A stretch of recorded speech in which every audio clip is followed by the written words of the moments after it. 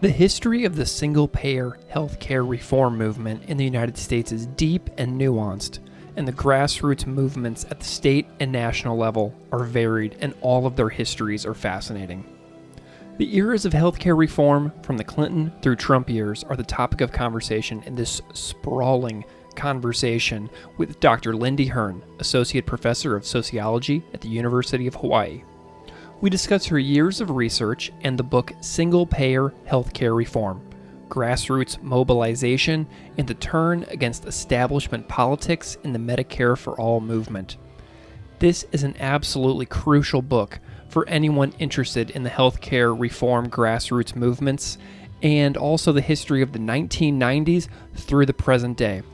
We go through each era of the history of healthcare reform in this country throughout the conversation, and without further delay, please enjoy my conversation with Dr. Lindy Hern.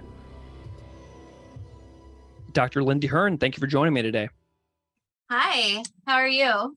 Excellent, thank you very much. I am delighted that you're here, and I'm excited to talk about your work, and I'm wondering if you can just spend a moment and introduce yourself and what you do to the audience a little bit. Hi, everyone. I am Lindy Hern. I am an associate professor in sociology and department chair of sociology at the University of Hawaii at Hilo. I study movements for healthcare reform. I've also studied other things like roller derby and responses to natural disasters. We have a lot of those in Hawaii. But yeah, I do a lot. I'm an applied sociologist. You and I are both Mizzou grads. So what's up to Mizzou, University of Missouri, Columbia? MIZU. ZOU, you got to do it. You got to do it. So I would love to know a little bit about your academic story, your trajectory, if you will. I'm wondering if you can tell me a little bit about some of the major stepping stones in your education and career to kind of get you to the point to where you are now. I actually give a talk about this sometimes. It's called From PK to Sociologist. Do you know what a PK is? Yeah, pre-kindergarten, right? Like preschool? No. That could be it. But it actually means preacher's kid. It's sort of a double meaning. And as a preacher's kid, my dad is a retired United Methodist pastor, very progressive. I think that was foundational in my progress becoming a sociologist because I was always taught to think critically about the things I was learning, to question everything, which is a big thing in sociology, and also to be oriented towards social justice, creating a socially just society. So I, sort of put that as foundational in my career path. It wasn't until I was in grad school that I actually found out that my dad has a degree in sociology. I thought it was always just religion. But I was actually in college, and for a little bit, I was pre-vet and sociology at the same time. I had these sort of two very different ideas about how my life was going to go. And behind that was I wanted to be an actor. Started as a theater major and decided I didn't want to do theater anymore, but I still kind of wanted to be an actor. So initially, I decided to go with sociology because I thought, hey, that's good for acting, right? If I decide to go be an actor after college, knowing how people work and, their motivations and all of that is good for acting. So, and I enjoyed my sociology classes. So I decided to major in sociology. And then I think it was my junior year of college, a sociologist named William Julius Wilson came to my school and gave a talk. And he talked about advising President Clinton during the welfare reform debate. And Clinton had not listened to him about what to do about welfare reform, but he had advised him.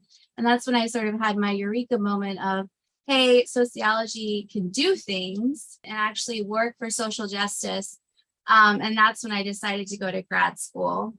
In grad school, I found a lot of inspiration and autonomy from my professors at Mizzou. I'm still in touch with a lot of them. And I finished in 2012. I was a visiting assistant professor at Manchester University in Indiana for a year. And then I got my tenure track position here in Hawaii, and I've been here ever since. And I am so excited to chat with you about one of your areas of academic research, which is healthcare reform. And you have a book, Single-Payer Healthcare Reform, Grassroots Mobilization, and the Turn Against Establishment Politics in the Medicare for All movement. There's so many things I want to know about this book. I recently was engrossed on 4 airplane rides to and from Florida on vacation. And I was just sucked into the story of this complex, decades-long movement. I remember what my eureka moment was, but I'm wondering what yours was when you realized that sort of like the US is this kind of outlier as far as how wealthy countries approach healthcare for citizens in this country. Like, kind of like, what's your entry point into this project, and where you're like, whoa, there's really something here worth examining in great detail? Well, that picks up in, the story I just told about my path. That actually started in undergrad. William Julius Wilson came to the school, gave a talk. I got really interested in his work. I ended up doing a senior thesis on his body of work.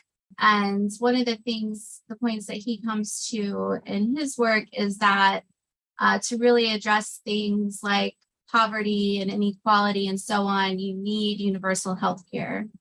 And so that's when I started thinking about universal health care as a way to address some other issues that I was concerned about, like poverty and inequality and so on.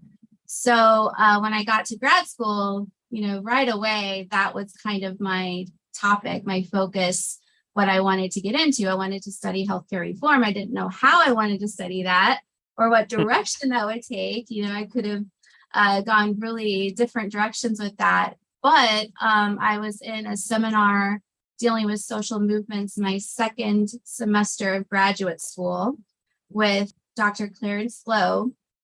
And in that seminar, we had a lot of autonomy to study a movement of our choice, while reading the assigned texts and all that. And that's when I really started studying healthcare reform and, figuring out first what was going on in Missouri, what was going on nationally and so on. And I decided to study a specific social movement organization in Missouri for my project for that class, Missourians for Single Payer. And that became this much larger project that was first my master's thesis, became my, PhD work, and then became this book 10 years after my PhD. And going back into the archival stuff, it's, decades of information that I collected and data that I collected over the course of those years. Yeah, no, I'm wondering about this more about the early years of healthcare activism in Missouri for you, like how you get in, because as a person who grew up in St. Louis and who did my undergrad at Mizzou and who was a teacher in Missouri for years and who cares deeply about the state, I'm always curious about the relevance of Missouri. And you were involved in like the healthcare activism scene in Missouri. And I just am curious about how all of that went, some experiences, some stories, whatever lingers with you as far as like being involved in that group in my home state.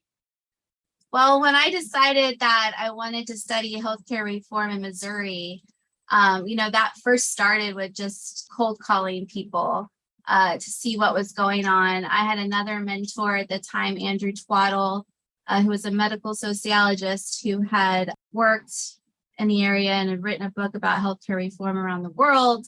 And so he connected with me with some people.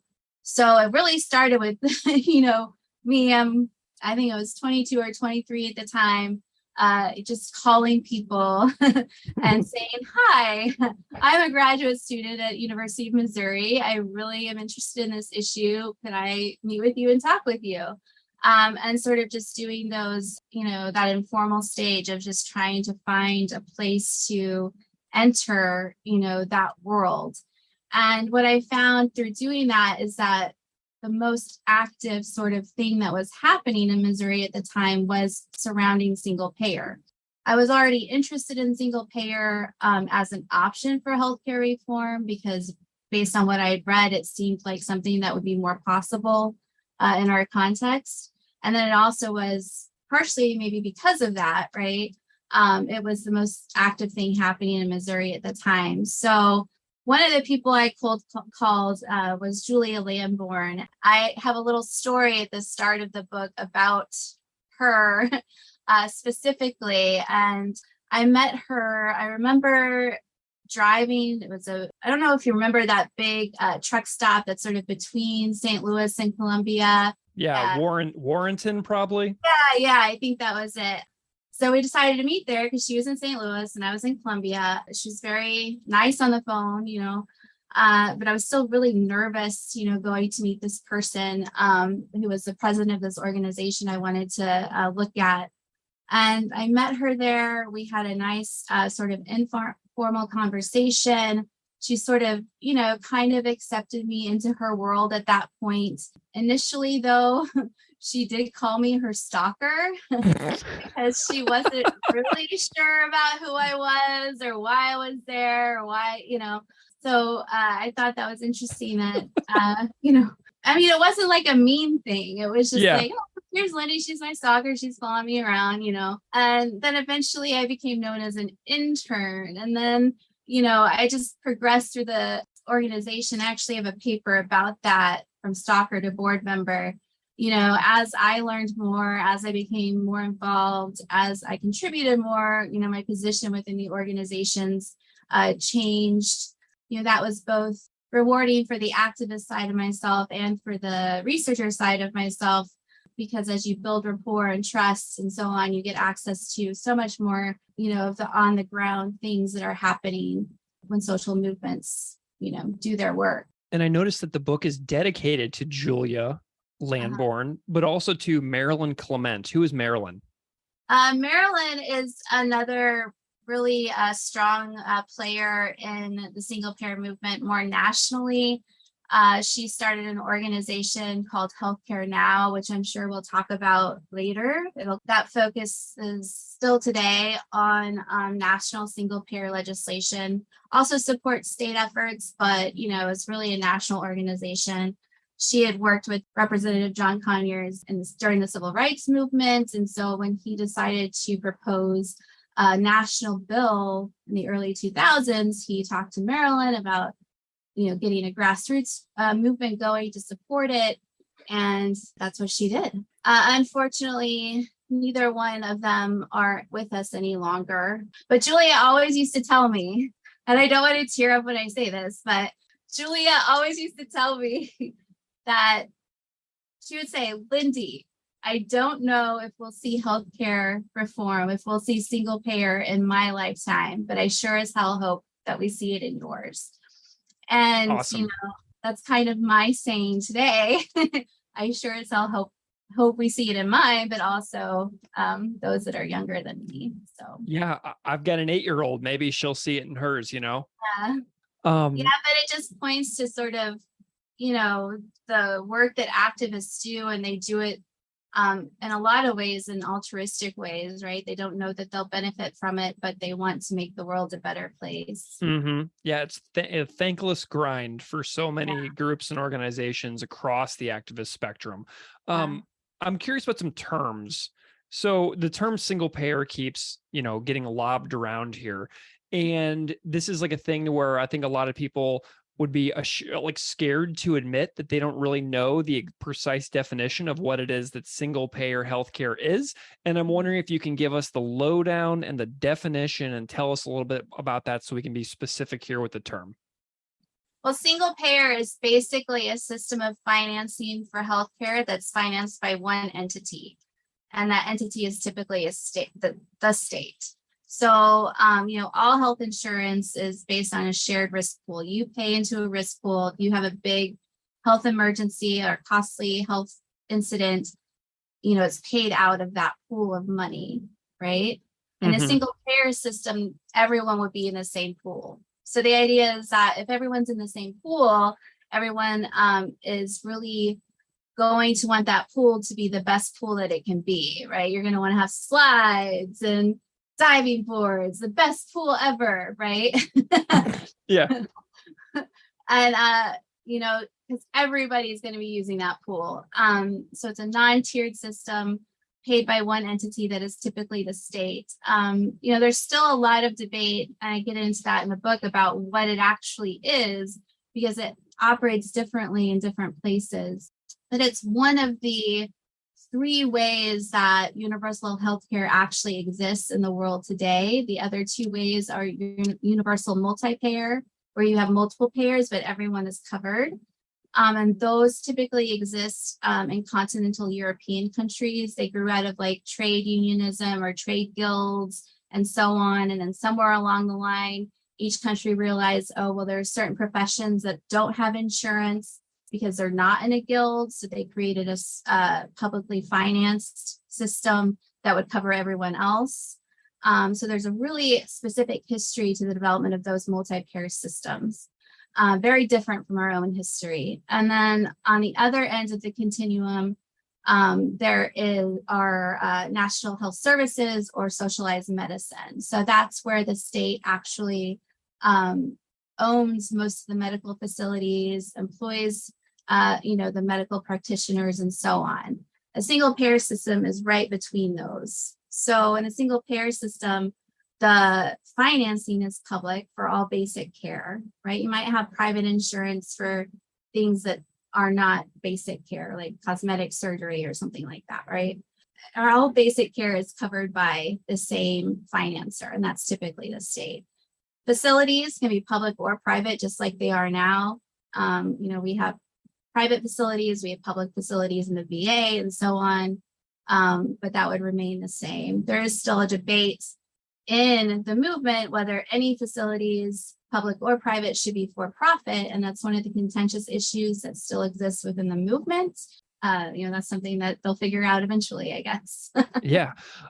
So what I'm gathering in the book as well too, when I looked at this, I like how you diagrammed it, and you sort of have this continuum in the book where single payer is kind of right in the middle, which you also just said. And like, this is an extraordinarily non-radical idea, but these things are presented to the world as extraordinarily politicized.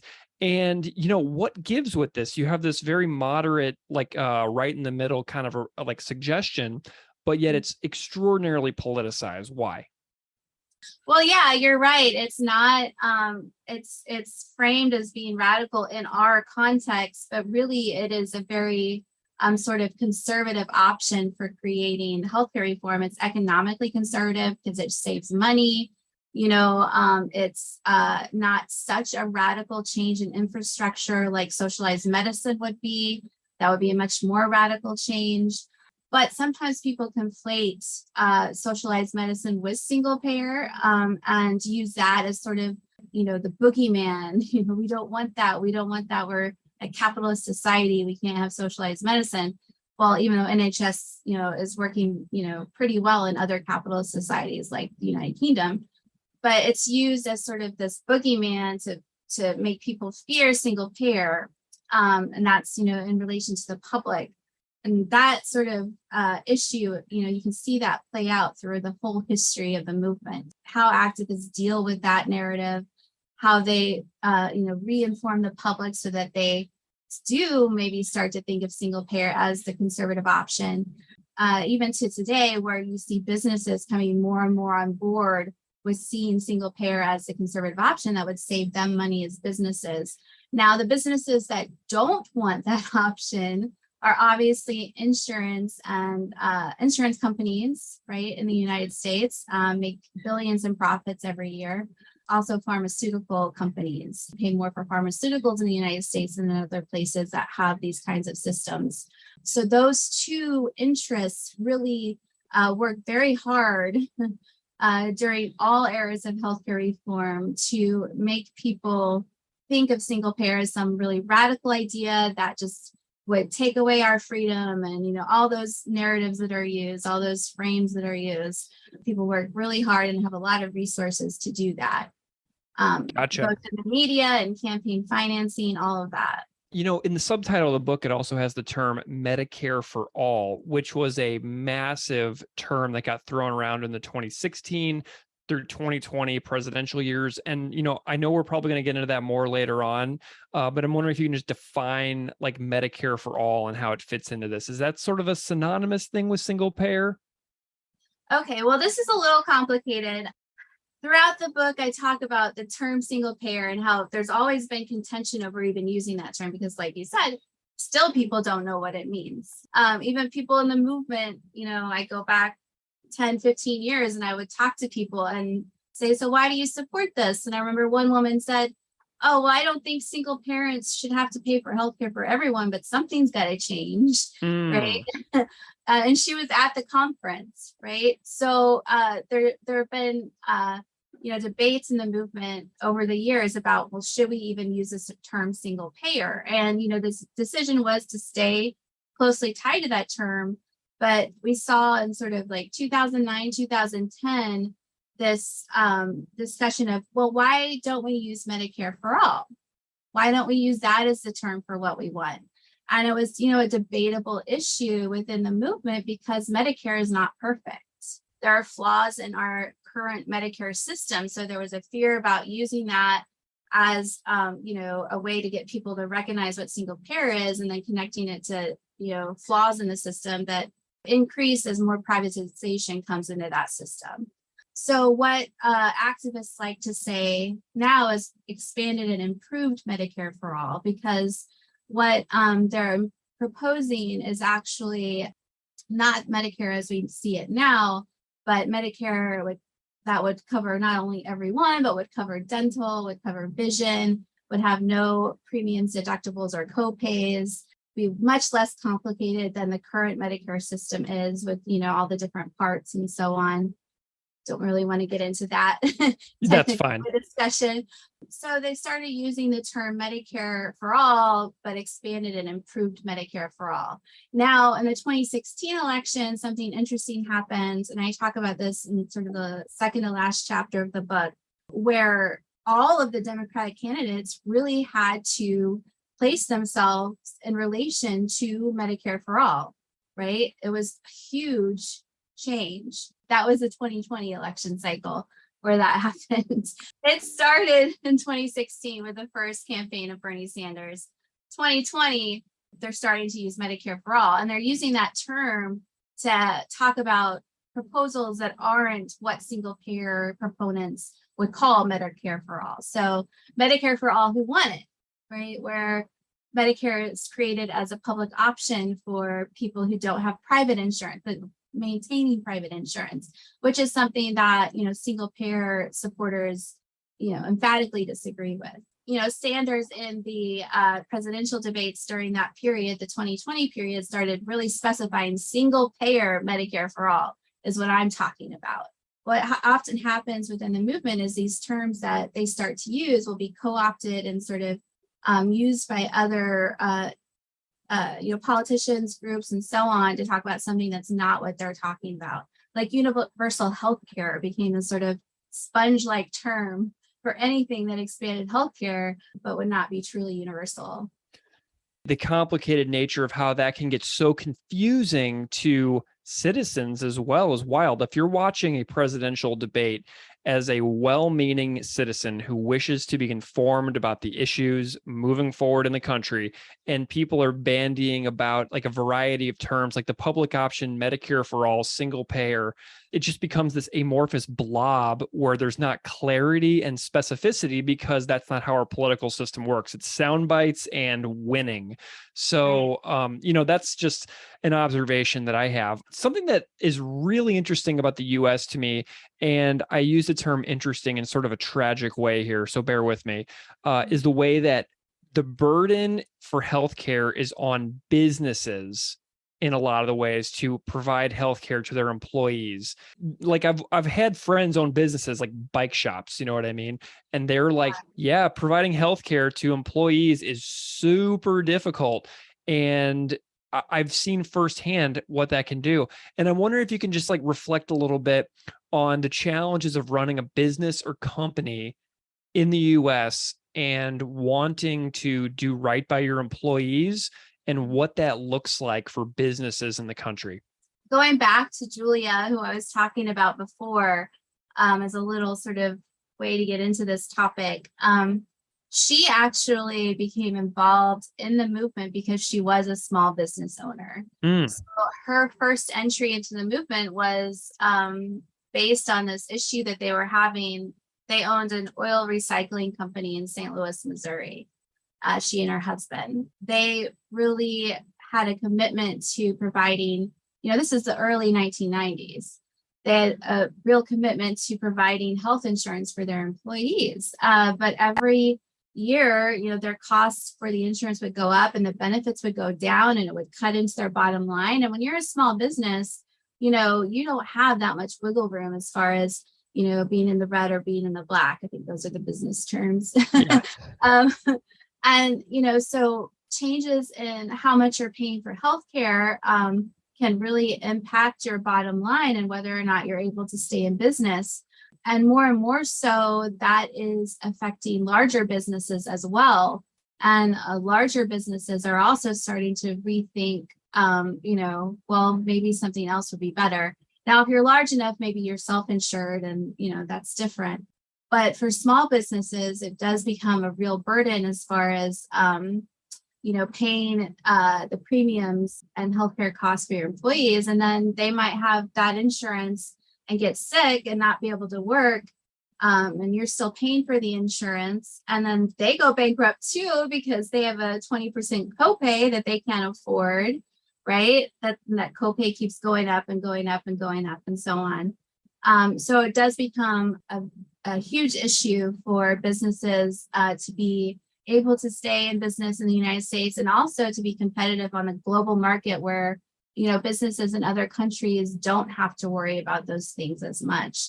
There's actually, just in the last, I'd say, 5 to 10 years, there's been more mass mobilization of businesses in support of single payer.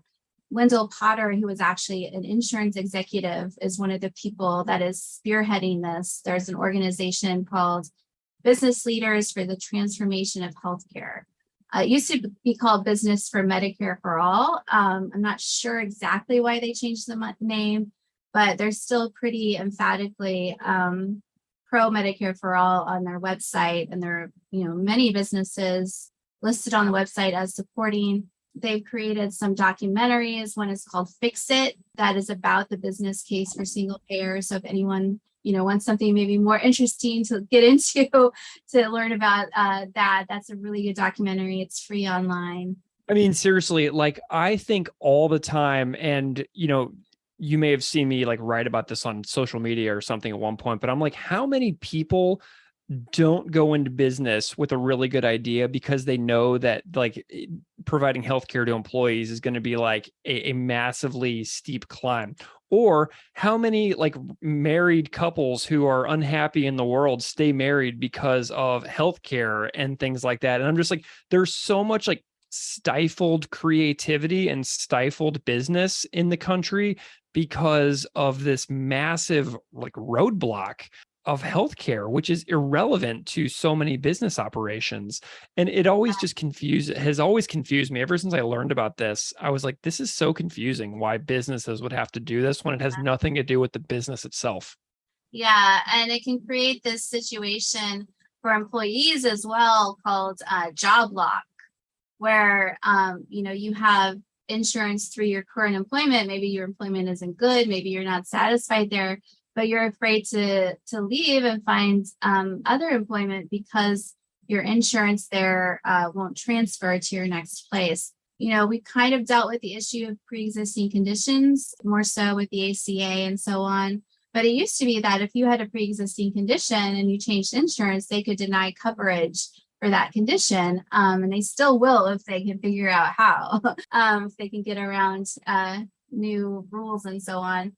But yeah, so people stay in dead-end jobs because they have insurance. They don't leave their job and start a business because they won't have insurance themselves, right? Not just providing insurance for their employees, but insurance for themselves. And if you have any kind of chronic condition, that is just, taken up to a higher level. And as far as, I think there's also, the issue of marriage lock that you were talking about. If your, insurance is dependent on your spouse, maybe you don't want to leave a bad situation because you would lose your insurance and so on. But there's also the issue of people not getting married, right? Because of insurance. I don't know if I can get personal here, but my partner, Jamie, and I may never get married because he is unemployed due to a brain injury and has Medicaid. And if we got married, he would no longer be able to have that Medicaid. It would be an extensive cost for us.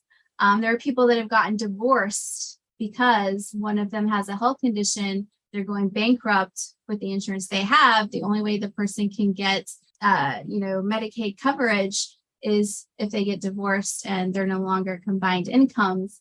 It'll be interesting to see how often that has happened. I don't think that data exists yet, but it definitely does happen. So there are a multitude of issues that arise because of this situation. The ripple effect of how much this could transform people's lives in this country is just monumental. Something that I really love about your book is the focus on grassroots mobilization, because this is an issue that's so big that it can make all of us feel completely powerless, right? I struggle with this a lot. I'm like, what? I can't fix anything. I'm one guy. Like the older I get, like the more I learn about the world, I'm like, wow, the things are so catastrophically broken. How can I do anything to be involved in any of this? And you have this excellent typology in the book of activist organizations at the grassroots level: participatory democratic organizations, centralized organizations, and professional organizations. And I'm wondering if you can talk to me a little bit about these grassroots organizations that you talk about in the book. Well, participatory democratic organizations is sort of where most truly grassroots organizations start, because, usually they start pretty small and build up.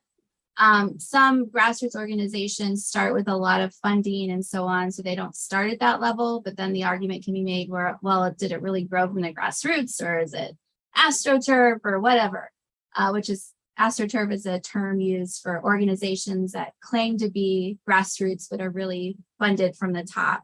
Participatory democratic organizations, this is all related to how decisions are made. So those organizations, everyone that's involved is going to have a voice in the decision-making process.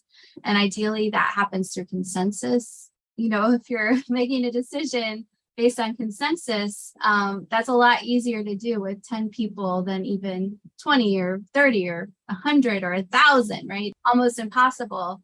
One really interesting movement that tried to make that possible, because that was sort of the ends they were also trying to achieve, was the Occupy Wall Street movement. They really were oriented towards participatory decision making because that was the end they were wanting to achieve. So they came up with different ways to do that with massive groups of people. I don't know if you witnessed any of that or saw any of that with the people microphones, where the person that was speaking would say something and then it would go out, everybody repeating it until the people at the edge could hear, all of those different ways to make sure everyone was hearing and everyone was playing a role in the decision-making process. But most organizations, as they grow, decision-making becomes much more difficult to do in a consensus style way. So some form of hierarchy develops. And so the next sort of stage is for an organization to become centralized. So that's where the hierarchy is developing. That's where you might see the development of a board of directors for the organization, an executive with either a chair or a president of the organization. Those higher up on the hierarchy are sort of doing the more daily decision-making for the organizations, whereas the mass membership might vote on things, right, that are coming down from, above, and they might be able to propose things and so on, but they're not necessarily there in a consensus way making decisions for the organization. But that type of organization is still volunteer-based. That's a key distinction between that type and the next type, which is professional organizations or professionalized organizations. And that's when an organization actually has a paid staff that does the everyday sort of decision-making for the organization. You still have some kind of elected board or executive. You still have membership, but you have a paid staff that does the everyday organizing for the organization. And as organizations become bigger and more well-funded, they're more likely to become professionalized. It takes funding to pay a staff, right? And that can be really efficient for organizations because you have people that's their job, right? And the other types, it's all volunteer. People are doing that on the side. They're still having to work. They're still having to do their daily tasks and do the organizing tasks on top of that. When you have a professionalized organization, you have a paid staff where that is their job. They're doing that every day, day in and day out. They're getting very good at it because that's what their focus is. The sort of downside to that is that sometimes the people who would benefit most from the goals of the organization become left out of the process in that type of organization. That's not my critique. That's sort of a general critique within social movements. Scholarship, that they can become distanced from those who would benefit from the goals the most, and sort of they lose their voice within the organization. So anyways, there are pluses and minuses for each type, and each type is sort of necessary at different stages in the organizational process. Well, okay, so the book is organized. It has this eras of basically from the 90s up until now. And I know that every single era we could talk about for 2 hours per era easily. And so I want to hit some highlights, right? Some things that you, as somebody who studied this for years and years, thinks that everybody who's listening should know about the different eras, right? So I know that this is not a comprehensive review of what happened in these years. And you have so much more in the book, which people can find and read if they would like to know very specific things, as well as continue to do their own learning on them. But I want to hit the Clinton years and Newt Gingrich. I want to hit the George W. Bush years and Michael Moore, sicko. I want to hit the Obama campaign and the Obama presidency, and then Bernie. Okay. So let's start with the Clinton era and Newt. So tell me a little bit about the who, what, when, where, why, kind of like bullet point overview of what was going on during the Clinton years that really matters. Okay, well, just to preface all of this, the book, I focus on this issue of the relationship between grassroots mobilization and opportunity. And I talk about the narrative practice of activists, how they define opportunity, how they understand opportunity, and how that is related to specific actions. Sure. So going into the early 1990s, there wasn't a really developed single payer movement in the United States. That term wasn't even really used until the late 80s, early 90s. Systems that we call single payer had existed, like in Canada and Sweden and so on. But that term, as a useful way to talk about them, didn't actually develop until later. In the early 1990s, that's really where we started to see the development of single payer, specifically organizations. And they really developed around the opportunity that was presented by the Clinton campaign. Clinton was sort of seen as this man of the people, and he was going to change things. It was sort of an inspirational campaign for a lot of people. And he had healthcare reform as sort of a key element of his campaign agenda. So that was viewed as an opportunity by single payer activists to, mobilize and sort of, increase support for single payer. What actually happened was very different, right? Once Clinton was elected, he got sort of distracted by things like NAFTA, didn't go right into healthcare reform. When he did, it was a very secretive process. Everyone was sort of alienated from that process. Single payer activists tell specific stories about seeing Hillary Clinton give a speech and someone saying something about single payer and her just saying that's not on the table, right? And alienated by that, by not having a voice in the process. But really, a lot of people didn't have a voice in the process. It was a very secretive process. While that secretive process was going on, Senator Wellstone, Representative McDermott, and Conyers, they already had a single payer bill in both the Senate and the House called American Health Security. And it actually had, I think, around 90 co-sponsors already, had more co-sponsors than any other bill. So that was sort of a really important mobilizing place and opportunity for single payer activists at the time as well. Now, when the Clinton proposal came out, it was not anywhere close to single payer. It's what was called managed competition, which is a sort of complicated thing to get your head around. And, it was like 2,000 pages, complicated. People couldn't really understand it. they started trying to get public support for it after it was done, right? So it came out of this sort of alienating process and then tried to develop public support for it. In the end, it pretty much got nowhere. The Clinton health security proposal, died basically. And that was sort of declared as the death of healthcare reform at the national level at the time. Single payer activists had tried to use these single payer bills. Well, first they actually they saw the Clinton administration as potential allies, and they actually tried to move them towards single payer in their proposal. But then that process was so alienating and so on. They started focusing on the specifically single payer bill, the American Health Security Act, and trying to mobilize support for that. And then when death occurred at the national level, they started focusing more on state level possibilities, the primary one being in California at the time, Proposition 186. Then, the midterm election happens, and all of a sudden there's this Republican-controlled legislature, and this narrative of the contract with America. I call it a narrative because it includes all of these stories about family values and so on. But really what it was, a policy agenda that would, bring more free market mechanisms into public programs, family values centered, that sort of thing.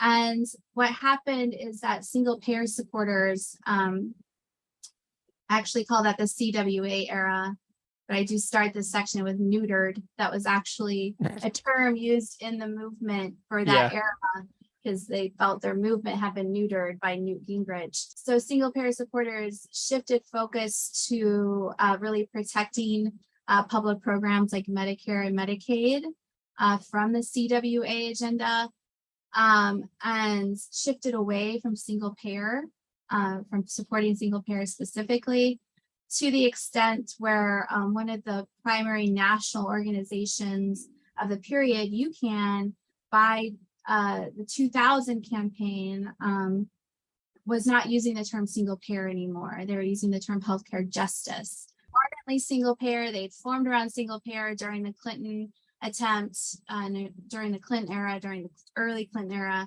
during the late 1990s, they shifted away to the extent where they were no longer talking about single payer.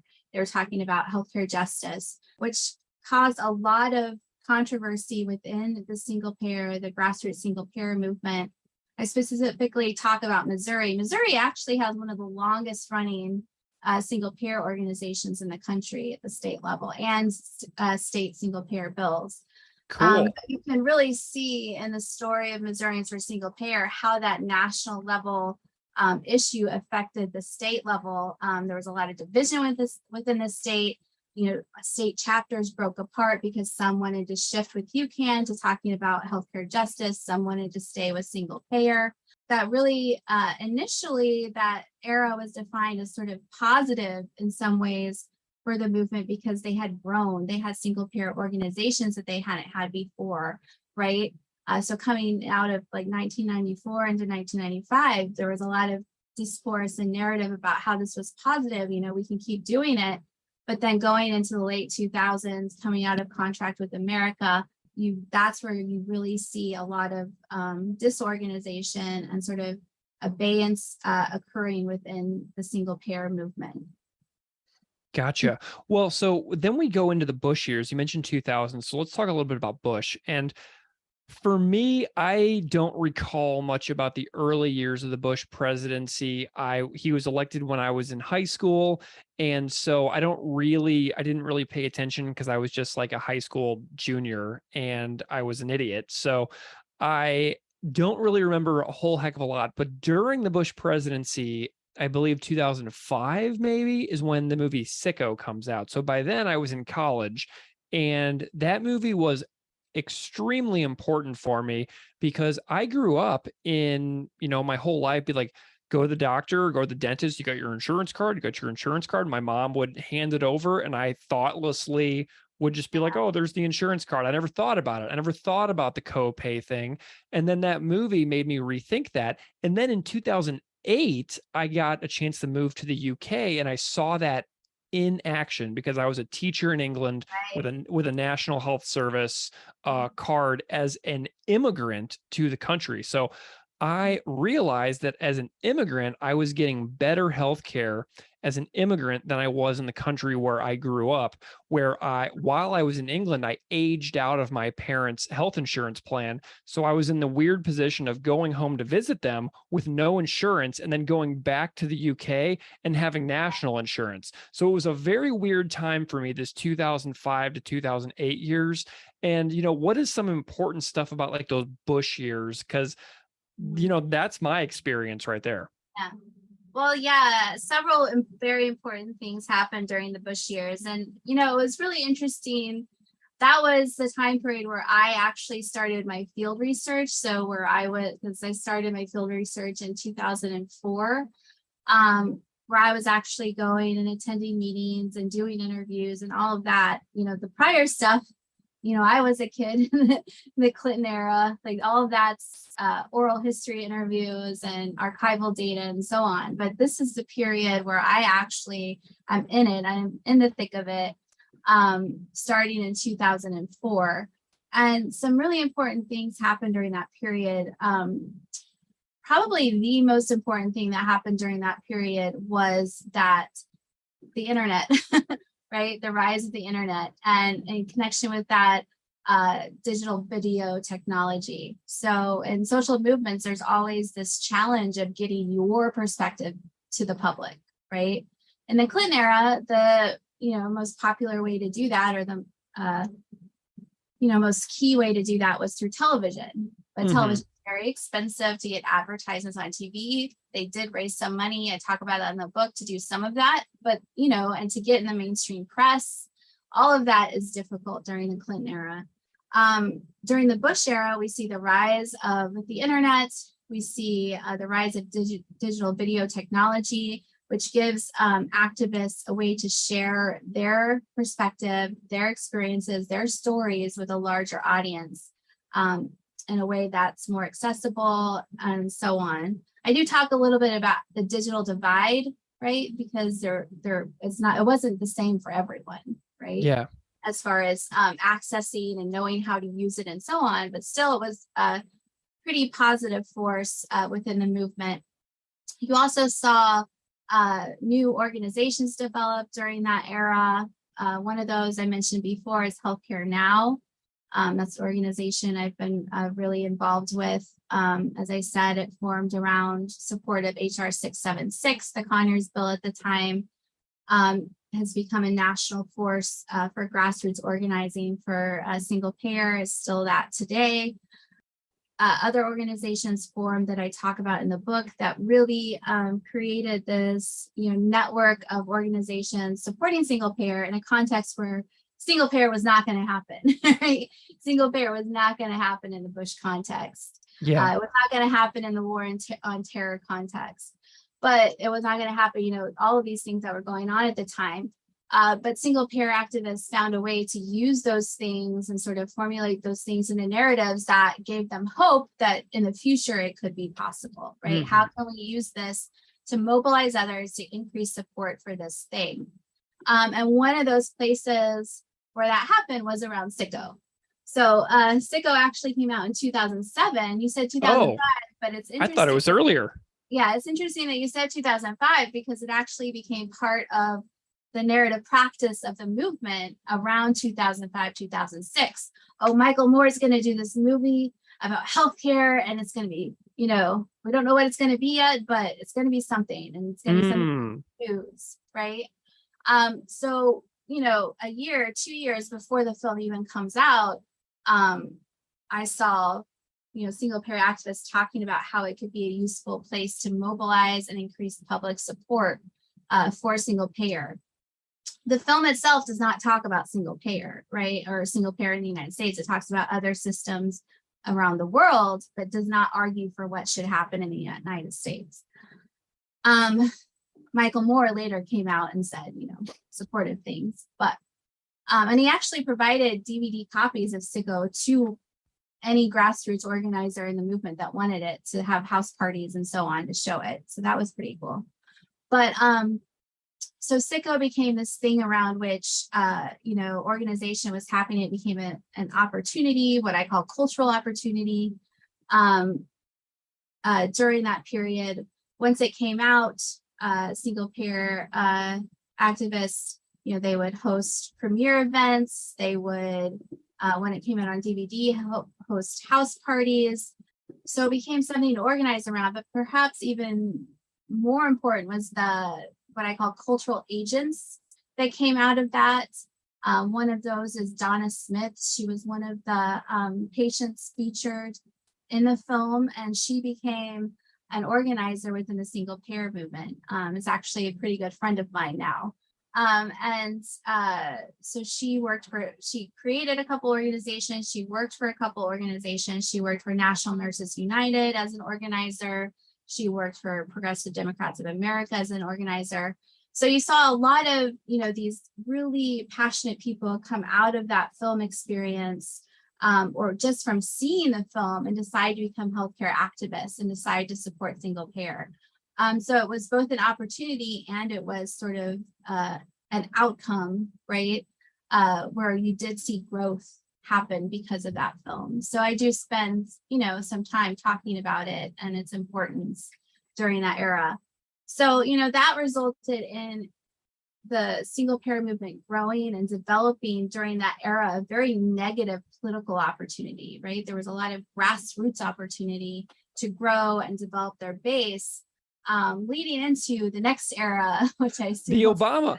I know, and you got to tell me too about the difference between the campaign and promises and then what comes to fruition, because I'm really curious about this pre and post election Obama time. Yeah. So those things that happened during the Bush era sort of created this situation where the single payer movement was ready to act on the opportunity presented by the Obama campaign. So during the Clinton era, that really developed in response to the Clinton campaign, those organizations and so on.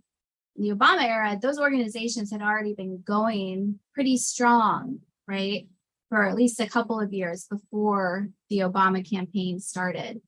But, the campaign itself was sort of similar in that, Obama was a candidate of change. He was seen as a man of the people, right? All of these things were part of his candidacy. And he had said, I think it was 2005, but he was at an AFL-CIO convention. This was before, a year or two before his candidacy at least. And he said he was a supporter of single payer healthcare. There's a video of this, right? This isn't just a story that people tell. Right, there's a video of this, and so that that story in the video became sort of, light going off for single payer activists that, hey, this person could be the candidate, and he supports single payer, right? So that was a massive opportunity for them to mobilize in support of single payer, with the idea that there would be a presidential candidate and possibly a president who would support the goals of the movement, which would be, something that had not ever happened before. So during the candidacy, single payer activists, organizations, because of their tax status, could not support, specific candidates for the most part. But activists as individuals really got on board with the Obama campaign and supporting that. And doing what they could to make sure he was first the candidate and then elected. Is there anything else I want to say? Is there anything else you wanted me to talk about the candidacy? Well, were there any specific promises he was making while running, that are important to what comes later with the ACA? Well, he definitely was making promises to reform healthcare, right? During the campaign. During the campaign, he did not say that he supported single payer. Okay, interesting. So that's what I was curious about. He said single payer would be the way to go if you could start from scratch. Oh, okay. But then he qualified that with, but we can't start from scratch. So where are we? Right? Yeah. So during the campaign, he shifted away from being, supportive of single payer. Which is interesting because you talked earlier about the way that single payer could be one of the easier paths into universal health care within the United States, given the system that we currently have. Mhm. Yeah, that's interesting. Yeah, but instead, what happened, Obama was elected, healthcare reform did become the sort of focus of the agenda. Instead, what happened was a system that, and ideas that would keep the current system and current infrastructure intact. So a way to ideally cover everyone, but still through private insurance and still through employer-based insurance. So it's actually, what happened is actually a conservative plan. In Massachusetts, they had done something similar several years earlier when Romney was governor. Governor Romney. Based in individual mandates and so on. And single payer activists going into this era were, there just can't be mandates. There cannot be mandates to buy private insurance, because then you're just, upholding private insurance and forcing people to pay into it. But that's where it went. That ended up being a major factor in the Affordable Care Act. Another thing that happened in the process leading into that was alienation. So, single payer activists had experienced alienation during the Clinton era, but that was sort of a general alienation from the process. That was a little bit different. It was quite a bit different during the Obama era.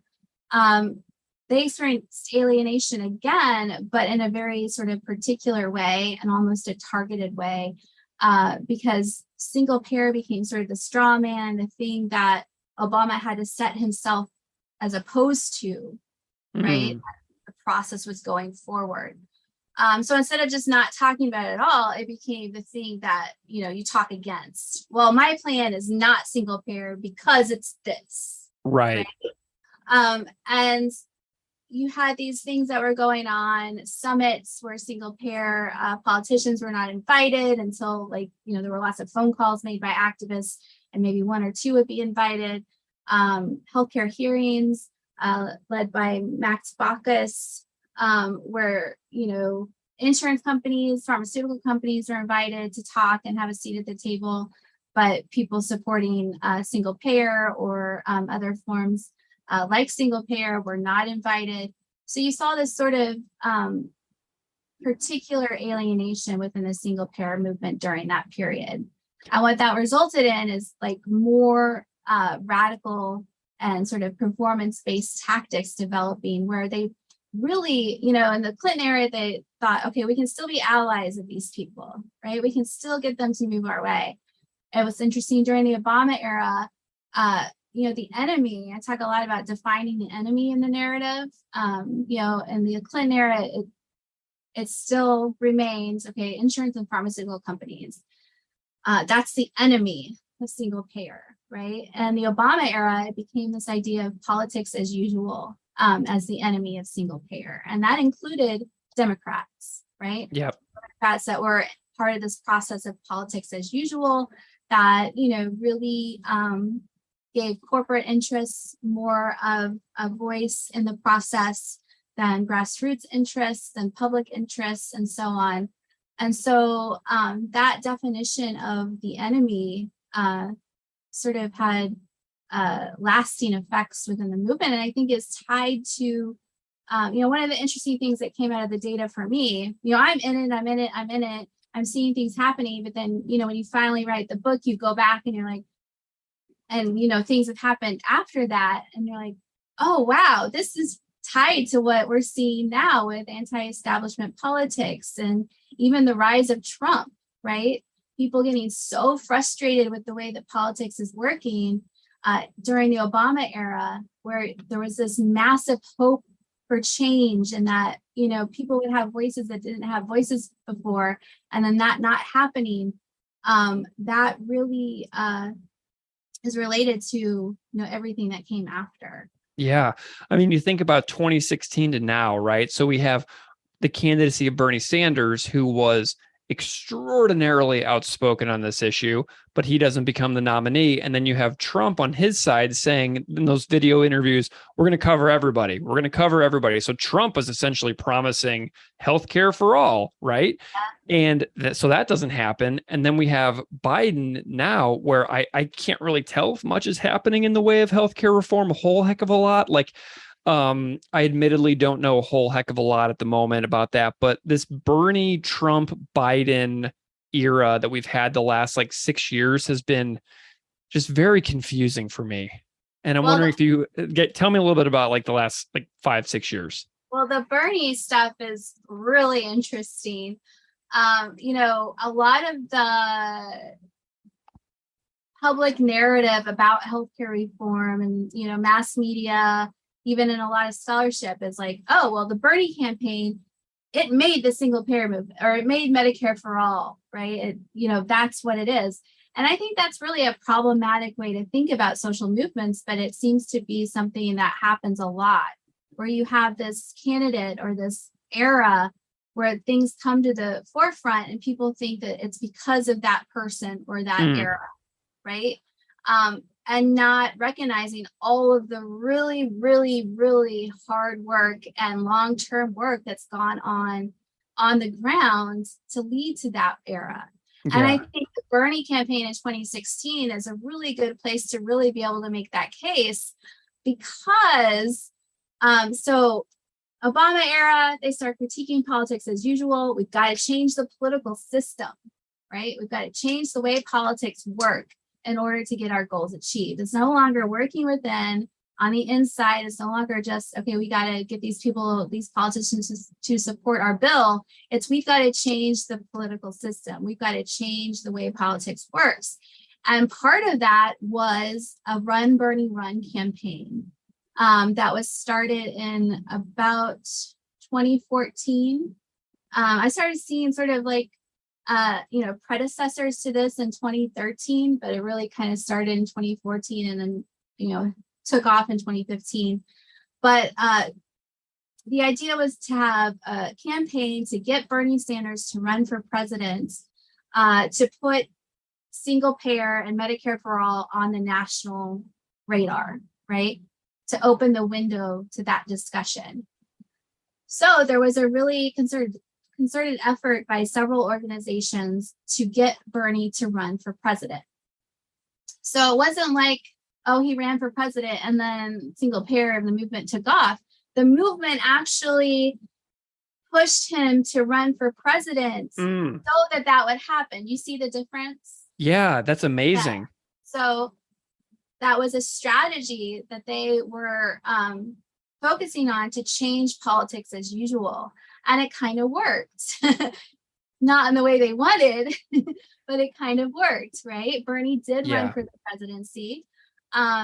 He did get single payer on the national stage, right? In ways that it hadn't been before.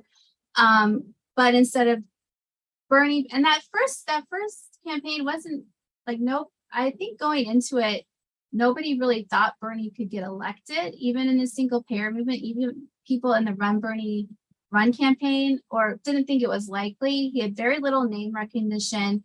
He hadn't even played a central role in the narrative of the single payer movement until relatively recently. I don't know if you got that thread in the book. Yeah. He comes up every once in a while, but it's other people like Conyers and so on that are really key politicians. Bernie didn't really become a key central figure in the narrative until later.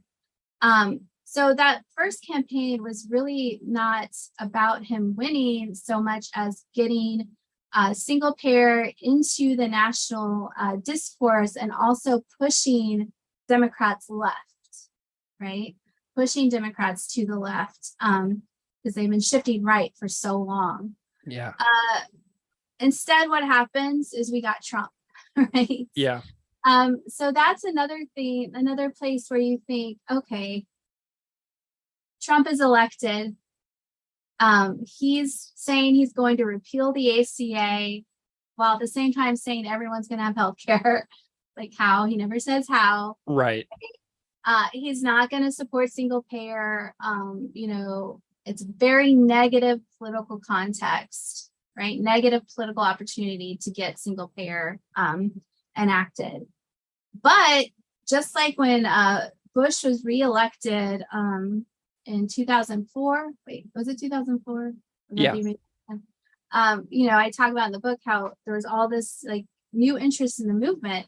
Just like that, when Trump was elected, there was mass mobilization and resistance to Trump and his policies at the grassroots level. And that actually became really significant grassroots opportunity for activists to mobilize. So when activists are that maybe aren't in the single payer movement are mobilizing to protect the ACA, activists use that as a way to mobilize for single payer, while at the same time, there was a lot of debate within the movement. Should we protect the ACA? Should we not? Should we ignore it? Should we let it go? Should we work against it? But for all of those perspectives, it was an opportunity to mobilize and to actually build support for single payer. And so you actually see during the Trump era, more participation, more focus on single payer in the media and so on, more participation in grassroots, more economic support of single payer organizations. So it actually became an opportunity for single payer activists. Now, I don't know if you wanted me to talk about specifically what Trump did or did not do. He tried to pass a couple bills. American Health Security. No, that's not it.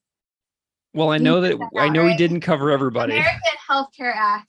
Okay, so there's all these build-ups, so many names. Okay, so the first thing was the American Health Care Act, which would have kept some of the things in the ACA, like the pre-existing condition stuff, but would have gotten rid of the individual mandate, would have gotten rid of increased federal funding for Medicaid, would have resulted in a lot of people losing their health insurance.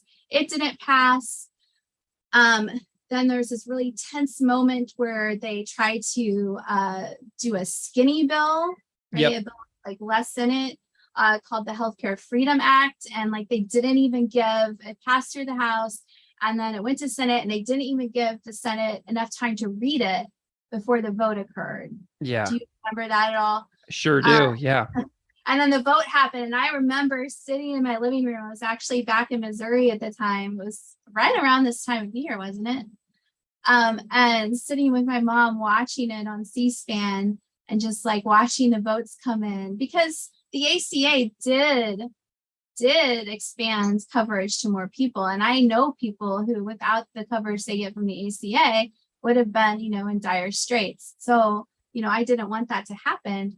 And I remember watching it and just being so intense. And then John McCain, right, who was believed to be one of the deciding votes on it, he walked up to the podium and he just went, the thumbs down. Oh, I stood up and I yelled, and it was a good moment. But then later on in a policy specifically about taxes, they did, sort of negate the individual mandate portion, which, whether or not the individual mandate to buy for-profit insurance is a good thing, that's a big debate and a big controversy. Right. But overturning that did result in people actually losing or no longer having health insurance.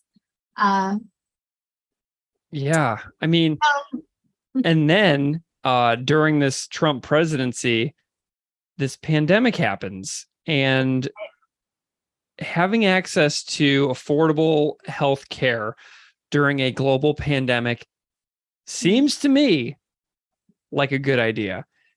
And we seem to have emerged sort of from this global pandemic in a country that seems not that close to achieving universal healthcare legislation right now, as of the recording of this in August of 2022. And so this is a topic that I struggle to have hope talking about.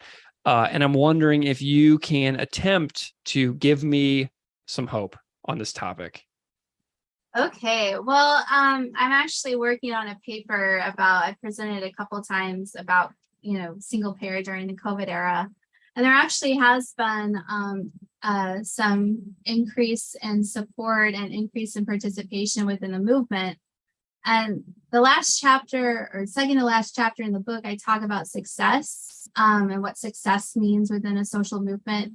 One of the reviews for the book was like, okay, so you have all this here, but it's a big failure. And when I was telling the qualitative story of it, I thought that I showed that, oh, this is growing. It's, there's hope. This is growing. There's changes happening.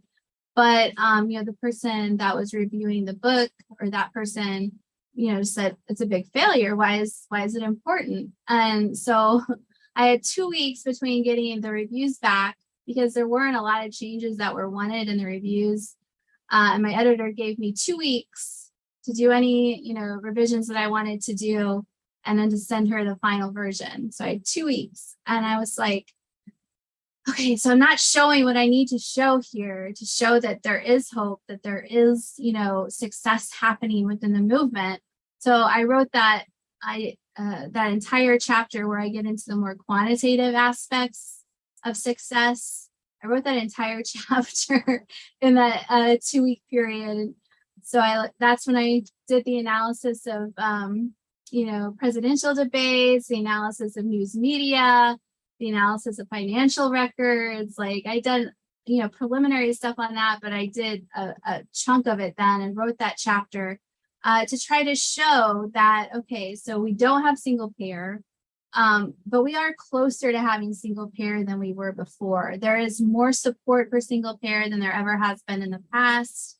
We can see that through the sponsorship of the single payer bills currently at the federal level. When you look at that sponsorship, it's important not just to look at the, total number of co-sponsors, but also to look at the original co-sponsors. Okay. That's where you really see the change that's happening, because in the past, every time, there was a transition into a new legislative session, single payer activists had to reconvince all of the people who had sponsored it before to sponsor it again. Whereas now what we're seeing is that the original co-sponsors, the people that sign on before it is even introduced, is going up and up and up, right? And that's a really good sign that there is not only support, but consistent support. Another thing that single payer activists have been working on is getting political support to be really vocal about that support and to be really active about the support instead of just signing on to a bill. We see that in the hearings that have been happening in Congress. There have been several hearings in committees about Medicare for All. There was just one, I think, May 22nd in the Senate Budget Committee. The first one in that committee in 30 years about Medicare for All. If you're going to get a bill onto the floor to a vote and to pass, you have to go through these committee hearings and committee processes, right? And so just getting into the stage of having those committee hearings is symbolic is an example of success within the movement. If you look at public opinion about single payer through things like the Kaiser Family Foundation studies and other studies as well, I use those specifically because to maintain reliability. You see increasing public support for single payer. Just all of these things that I talk about in that chapter really, to me, are hopeful because we do see increasing support. Even though, today it's hard to feel hopeful about, policy and progressive policy because of things that have been happening. I do feel hopeful because of all of those reasons. And wonderful. Producing hope is one of the most important, aspects of activism that's often overlooked. Because if you don't have hope that the change can happen, then why work for it? Wonderful. Well, I have loved this book, Single Payer Healthcare Reform, Grassroots Mobilization, and the Turn Against Establishment Politics in the Medicare for All movement. I see that there is a paperback version available as well. which is marvelous. So anybody out there looking for this, it's in Kindle, hardback, and paperback. So it's accessible. And I think that if you're interested in this topic, that you should definitely check this book out because it is a riveting story. And your reviewer who was like, but everything's a big failure. I'm like, the history behind this is like stunning, honestly. And so I think that your reviewer who was like, and it's a big failure, why should anybody care? I think that's an extremely unfortunate view because I was really amazed at how readable and interesting and up and down the history of this is. So I'm grateful to you for spending. Yeah.